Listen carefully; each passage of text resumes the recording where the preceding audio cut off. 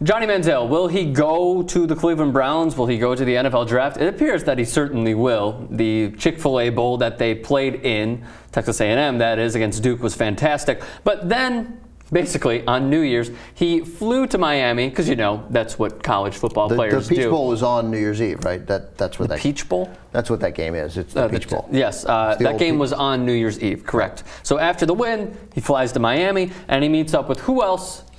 Picture, please. From Johnny Manziel at a club, by the way. Or it might have been a bar. It might have been a bar. We got the pictures ready? All right, go ahead. He meets up with... Nope, that's... well, that's solid. You know what? Before we even show you... Is that Mr. T? Who is that? That's Rick Ross. I don't know who that is. Awesome. Who's that? That's LeBron. Oh, even Mike got that one. So this is maybe just a little, we're building up the anticipation here. Obviously, these are all the people that he has met up with, and that's who he met up with. That's Phil Robertson? Correct. That's Phil Robertson on the right. No, that is obviously Drake. That's his Instagram handle, Champagne Poppy.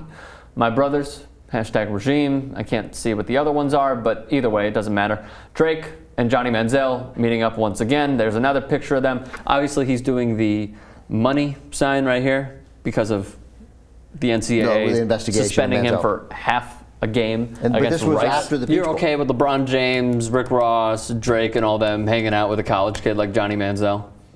Yeah, he won the Heisman Trophy. He's a big star. Yeah? Yeah. Hold nothing against him for it. No, I think it's a sign that this guy's probably done with college. You know? Yeah? But that's okay. If he's done with college, he's done with college. All right, so let me ask you this. New York Jets or Cleveland Browns?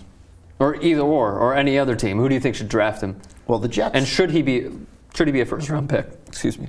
Oh, no question he's a first-round pick. Yeah. I mean, he arguably is the #1 pick. Ahead of Bridgewater? Yeah, arguably. I mean, I'm not saying he is, but I'm saying you can argue. I'm asking your opinion. I don't know. I haven't seen, you know, I've seen Teddy Bridgewater play twice. I saw this game. I saw him take Miami apart. I bet on Miami in that game. They were up 2-0. Well done, sir. And then they lost 100-2. Really? Something like that. But it was. But they were up by 14. That's amazing. It was 2-0, and then it was what I remember. It was 2-0, and then it was 36-2. Nice. Yeah. And you know how much of that game I watched? Very little. 5 seconds. He's a really good player. Yeah, he is. And plays seam Bridgewater over. or Manziel? Yeah. That said, Manziel is this electric player who you're going to have to cover your bases. You're going to need another grown-up quarterback on that team. Whatever team Johnny Manziel goes to, Jason Campbell. They need Kyle Orton. You know, they need Jason Campbell. They need a guy who's going to start some games because that kid is little and he takes a punishment, but he is electric. He makes so many plays. You know, Can he make them in the NFL? He looks like Kaepernick last year.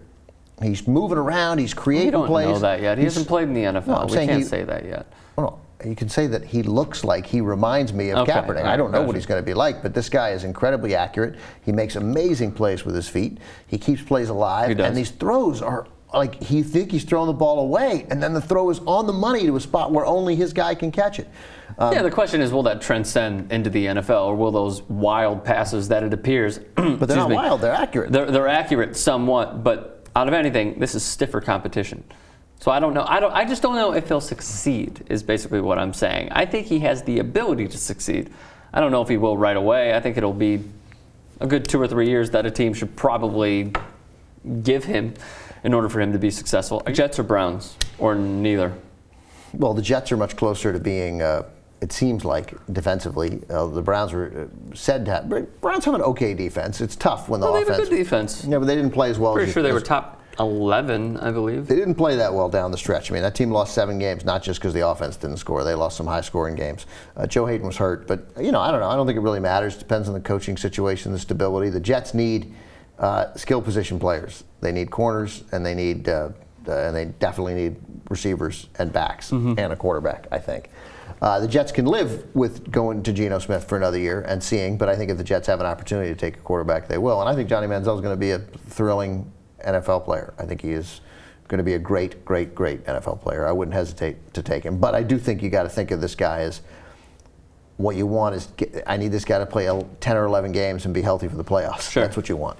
Strong words from a strong man, Ben Mankiewicz.